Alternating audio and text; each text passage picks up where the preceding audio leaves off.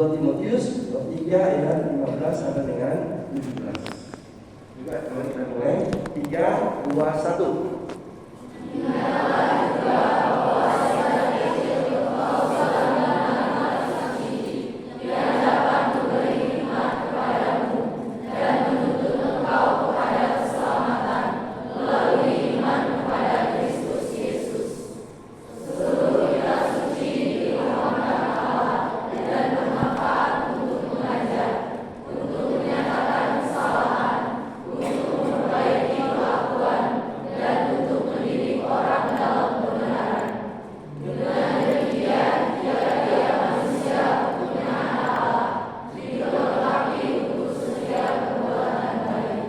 Nah, teks yang saya pakai adalah teks TB2 ya, terjemahan baru yang terbaru.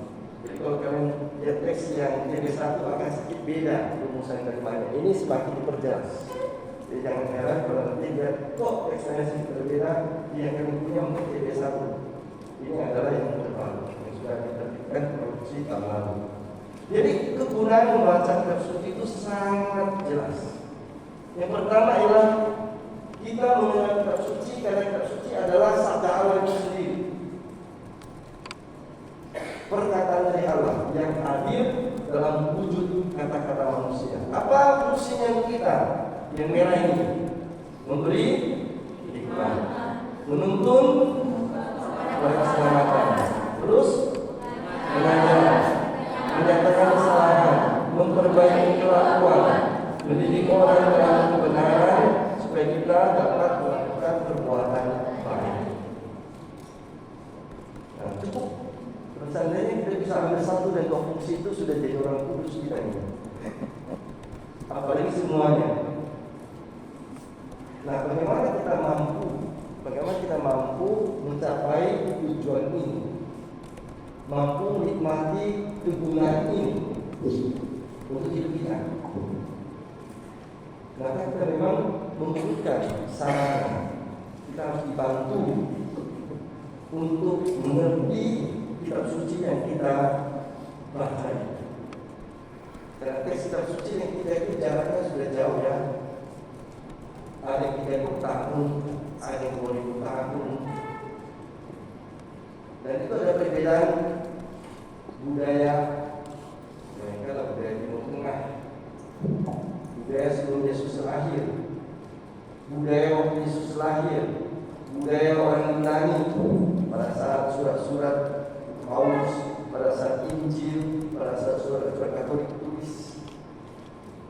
Dunia yang sangat berbeda. Nah, itu memerlukan bantuan yang penting untuk kita. Ya, mungkin ada sinyal yang masuk gelombang yang sama dengan apa?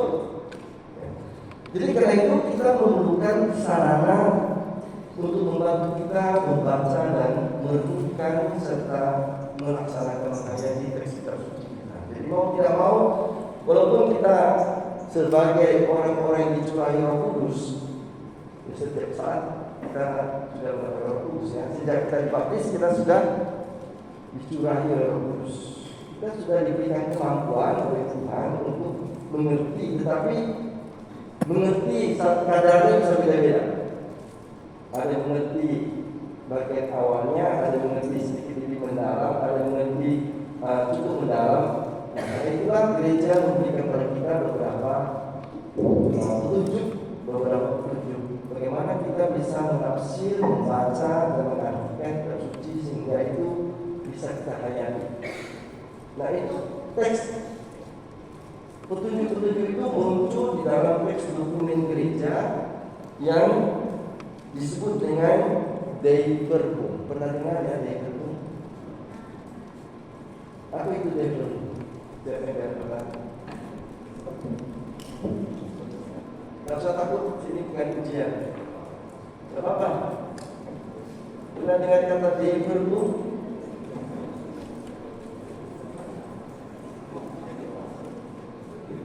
Dosen jangan jawab ya. Mahasiswa belum dosen jawab.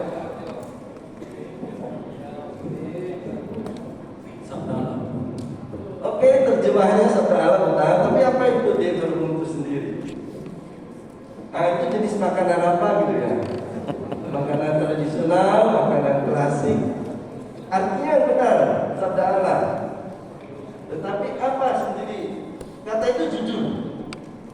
Jujur apa? Jujur dokumen. Dokumen apa? Nah, sekarang saya bantu sedikit.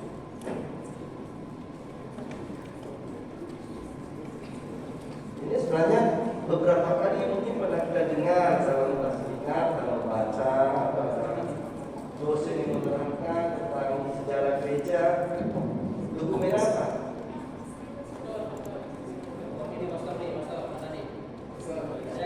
Konsili Vatikan kedua, baik. Itu tentang apa? Wahyu ilahi. Artinya dia menghafal dulu ya. Dokumen gereja tentang wahyu ilahi. Dia belum. Tapi isinya tentang apa?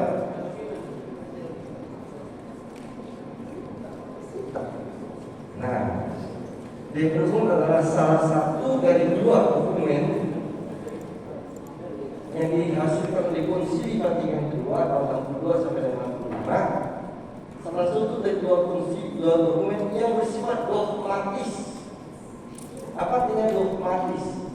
Yang harus dipercaya sebagai kebenaran iman. Ada belasan, tetapi hanya dua yang bersifat dogmatis. Salah satu ialah tentang ini, sabda Allah. Jadi konstitusi dogmatis tentang sabda Allah. Satu lagi Lumen Gentium tentang gereja sebagai cahaya bangsa-bangsa. Yang lain tingkatannya lebih rendah sedikit, ada yang dengan ada yang sifatnya dokumen umum saja. Tapi yang otomatis hanya dua. Nah, satu adalah Deus Verbum. Nah, Deus Verbum nomor 12. Saya bacakan pelan-pelan. Ini berisi petunjuk bagaimana kita menafsirkan kitab suci dalam gereja Katolik. Kita memakai kerjasama dengan Protestan, tadi saya sudah katakan, metode mereka juga kita pakai, tetapi kita memberi makna yang berbeda, warna yang beda sebagai gereja Katolik. Nah, saya baca pelan-pelan. Adapun karena Allah dalam kitab suci bersabda melalui manusia secara manusia, maka untuk menangkap apa yang oleh Allah akan disampaikan kepada kita, penafsir kitab suci, siapapun ya, entah saya, entah kalian, penafsir kitab suci harus menyelidiki dengan cermat apa yang sebenarnya mau disampaikan oleh para penulis suci. Matius, Markus, Lukas, Paulus, Yesaya, Yeremia, penulis suci. Dan apa yang ditampakkan oleh Allah. Allah adalah pengarang utama kitab suci. Lalu dia memakai tenaga-tenaga manusia dengan kemampuan manusianya. Maka penulis kitab suci itu juga disebut pengarang kitab suci dalam bentuk manusiawi. Apa yang dikehendaki oleh Allah dengan kata-kata manusia. Nah, yang ini mulai masuk ke dalam beberapa hal yang perlu kita perhatikan. Lihat yang saya warnai merah. Untuk menentukan maksud para pengarang suci, antara lain perlu diperhatikan juga jenis-jenis sastra. Apa itu jenis sastra?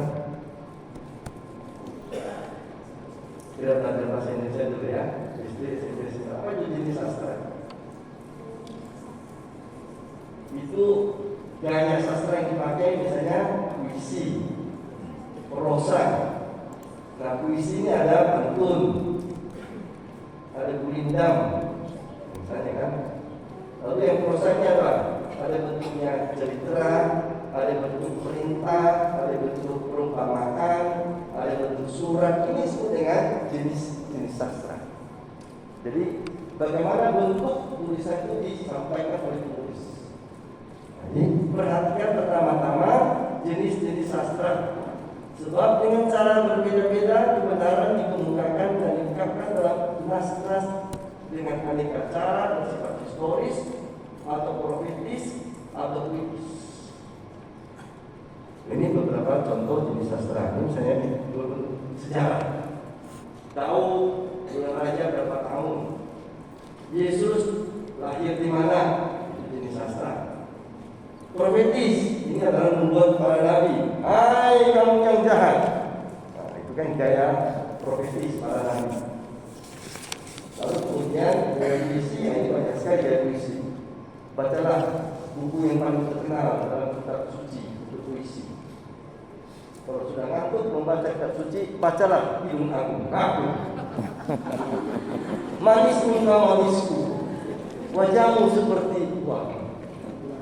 Itu dikurungkannya dilukiskan dari kepala sampai ke kakinya. Itu puisi cinta ya. Itu keren betul ya. Jadi ini sastra. Lalu berikutnya sastra. Selanjutnya penafsiran harus mencari arti yang tidak diungkapkan dan ternyata jadi diungkapkan oleh pengarang suci. Pengarang suci tadi saya katakan Matius, Markus, Yesaya, Paulus dan lainnya. Dalam keadaan tertentu sesuai dengan situasi dan zaman kebudayaannya. Apa maksudnya? Setiap pengarang yang dipakai oleh Tuhan untuk menulis itu bukan orang yang lahir tiba-tiba jatuh dari langit. Dia adalah manusia yang berkembang dalam zamannya. Nah, seperti kita lah ini, kita orang Indonesia. Maka kita biasa dengan cara umum orang Indonesia. Bahasa kita bahasa Indonesia, ungkapan kita ungkapan Indonesia. Alam yang kita kenal alam Indonesia. Situasi yang kita tahu adalah situasi Indonesia. Nah, ini yang dimaksud. Jadi latar belakang historis, latar belakang budaya, cara pikir pada zaman itu. Nah, itu harus kita ketahui. Dalam teks kitab suci atau dunia suci namanya kritik historis. Kritik historis artinya sejarah kebudayaan, sejarah hidup dari baik pengarangnya, penulisnya maupun kepada orang-orang di mana tulisan itu ditujukan. Kita harus tahu. Karena berbeda kalau saya menulis cerita, menceritakan kepada orang tua, dan berbeda kalau saya cerita kepada anak kecil. Cerita yang sama. Yang seandainya saudara-saudari sampai ke rumah, datang masih kecil. Di Pontianak gimana? Lalu datang juga orang tua kita. Bagaimana pengalamanmu di Sakat sana? Apakah kalian akan pakai gaya bahasa yang sama cerita kepada bapak, orang tua, kepada adikmu kecil yang usianya baru 5 tahun? Pasti pilihan kata-katanya beda. Lalu isi yang diceritakan juga akan beda. Anak kecil mungkin lebih tertarik apa? Oh, di sana ada banyak permainan, ada mall-mallnya di sana. Ramai sekali orang. Jadi kepada orang tua, iya, di sekolah itu serius begini dan begitu. Jadi kita juga bercerita sesuai dengan situasi orang yang kita jumpai. Ini sebenarnya semua termasuk dalam latar belakang kritik historis. Harus kita perhatikan itu. Sehingga jangan heran kalau Paulus di satu surat marah-marah, kesal. Di surat yang lain dia seperti mengajak. Indonesia sama Paulus. Kenapa? Situasi yang dihadapi beda. Orang Galatia ini keras kepala, gampang labil. Jadi dia mengungkapkan isi hatinya kepada umat Galatia dengan hidup-hidup istilahnya. Kesal kepada mereka, mengubah cepat percaya kepada pengajar yang sesat. Gaya yang dipakainya beda, orang yang dihadapinya beda, situasi yang dihadapinya berbeda. Kepada orang di Roma yang tidak ada hubungan batin dengan dia tulis seperti traktat teologi tentang iman pembenaran, tentang kebangkitan Yesus. Tapi bahasanya itu sangat tinggi. Sementara kepada umat Galatia dan Korintus bahasanya seperti orang sedang ngomong. Karena umat Roma bukan cuma yang didirikan oleh Paulus. Tidak dekat, tetapi Paulus harus memperkenalkan dirinya sebelum dia sampai di Roma. Karena dia sedang di penjara dan dibawa ke Roma untuk naik banding. Dan dia dihukum oleh diadili oleh para pemuka jemaat di Yerusalem. Dia naik banding ke Roma. sebelum sampai ke Roma dia memperkenalkan dirinya kepada orang Roma, siapa dirinya, apa pengetahuannya tentang Kristenan, maka bahasa yang dipakai juga bahasa yang sangat resmi. Ini semua contoh dengan politik historis. Nah, kalau kita mau menafsirkan teks tertentu, kita seharusnya tahu juga, belajar tentang buku ini ditulis kepada siapa, apa tujuannya, situasinya apa waktu itu. Jadi nanti ketika kita membaca teks itu, kita bisa menangkap lebih baik. Ini yang sebenarnya konteks historis. Ini perlu diperhatikan. Kemudian yang berikutnya, akan tetapi kitab suci ditulis dalam Roh Kudus, harus dibaca dan ditafsirkan dalam Roh itu juga. Jadi bukan karena saya belajar kitab suci sekian tahun di Roma, saya tahu segala-galanya kitab suci, tidak. Saya harus membiarkan Roh membantu saya mengerti kitab suci. Kenapa? Teks kitab suci itu selalu hidup. Walaupun saya membacanya 1000 kali, bisa juga 1000 kali Roh berbicara berbeda kepada saya dengan kitab suci itu. Karena kitab suci itu bukan rekaman kata-kata. Kitab suci adalah sabda Allah yang mempengaruhi saya dalam pengalaman saya. Tahun lalu saya mau khotbah dengan bacaan ini. Tahun ini saya punya bacaan yang sama, khotbah saya sudah beda. Kenapa? Pengalaman saya sudah beda selama 1 tahun. Nah, itu mempengaruhi bagaimana saya membaca teks saya itu sekarang. Jadi setiap teks kitab suci itu jangan dilihat sebagai buku bacaan biasa, buku ilmiah. Memang itu semua cerita tentang apa yang terjadi dulu, fakta. Tapi ketika kita merenungkannya sebagai sabda Allah, Roh Kudus bisa mengatakan banyak hal sesuai dengan keperluan kita, sesuai dengan pengalaman kita, sesuai dengan penjiwaan kita. Jadi kan itu tidak boleh menjilat apa orang lainnya. Wah, bagus buku khotbah ini, ayo kita beli. Bacalah sebagai inspirasi, bukan sebagai buku jiplakan. Buku perenungan yang ada boleh dibaca untuk membantu kita merenung, tapi jangan menjiplak. Karena setiap saat Roh bisa mengatakan ada yang baru kepada saya. Kepada pengarang ini yang mengatakan demikian, kepada saya tidak bisa mengatakan yang lain. Jadi harus dibaca dan ditafsirkan dalam Roh juga. Dan untuk menggali dengan tepat arti nas-nas suci, perhatian yang sama besarnya harus diberikan kepada isi dan kesatuan seluruh Alkitab.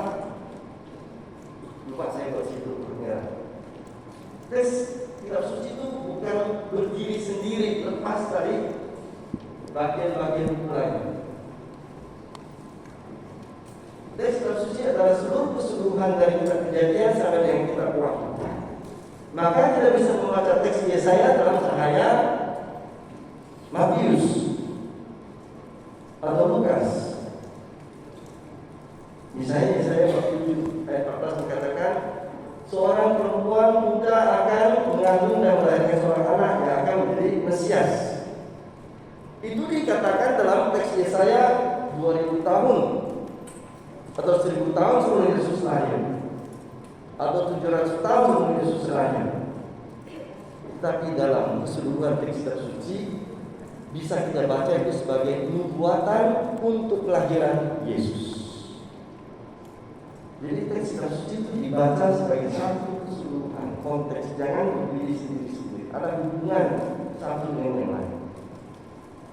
Bahkan dalam buku yang sama pun antara perikop, antara teks juga ada hubungannya. Nanti saya buat contoh bagaimana kita harus membaca teks dalam konteks supaya kita tidak salah tafsir.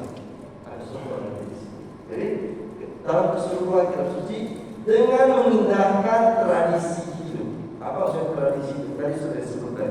Ini salah satu dari kekhasan dari tafsir kitab suci Katolik yang tidak punya Protestan. Gereja meyakini bahwa Allah tetap bersabda, walaupun sudah selesai dengan kanon kitab suci ini sudah lengkap 46 perjanjian lama, 27 perjanjian baru, 73 keseluruhan sudah lengkap semuanya. Tetapi Allah tidak pernah berhenti bekerja, Allah tidak pernah berhenti mencipta. Allah tidak pernah berhenti menginspirasi kita. Maka makna dari kitab suci itu tidak hanya dibatasi pada saat si penulis menulisnya itu. Tapi makna kitab suci bisa berkembang. Itu sebenarnya tradisi yang hidup. Saya mau contoh apa? Siapa yang mau kitab suci sini? Buka Wahyu 12.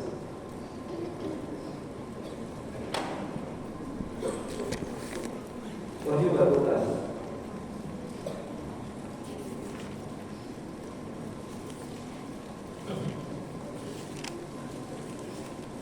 Wahyu itu buku terakhir, tak usah jadi di tengah-tengah. Ada yang mulai di tengah.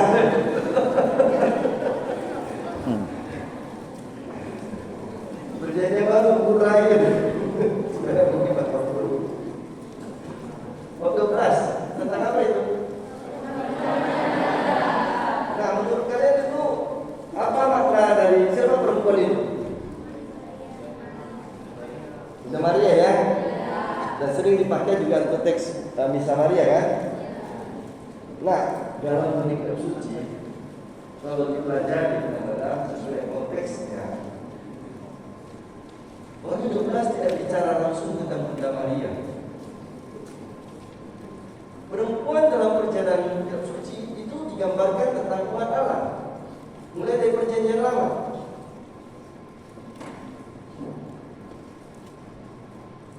Jadi penulis Wahyu itu pada saat menulis di kepalanya itu besar kemungkinan bukan bicara tentang Bunda Maria, dia bicara tentang umat Allah yang dilindungi oleh Allah, dikejar-kejar oleh pemerintah Romawi, maka umat Allah ini dibawa ke padang gurun. Padang gurun adalah simbol di mana Allah melindungi umat Israel selama 40 tahun, diberi makan setiap hari mana gratis. Kalau sudah lapar diturunkan burung dari atas, kalau lapar keluarkan air dari batu. 40 tahun Allah melindungi umat Israel di padang gurun. Jadi simbol ini masuk dalam Wahyu 12. Perempuan itu dibawa ke padang gurun, melahirkan seorang anak. Nah, kita kan berpikir sangat materialistis kan, sangat manusiawi. Oh, ini Bunda Maria nih melahirkan anak. Padahal kita Wahyu tidak berbicara langsung tentang Bunda Maria. Dia bicara tentang umat Allah yang dibawa, dilindungi ketika tentara Romawi. Simbol dari iblis dua itu adalah setan, tapi juga pemerintah Romawi yang mengejar orang Kristen pada saat itu. Lalu mereka dilindungi oleh Allah, walaupun mereka dikejar-kejar, sampai saatnya melahirkan seorang penyelamat.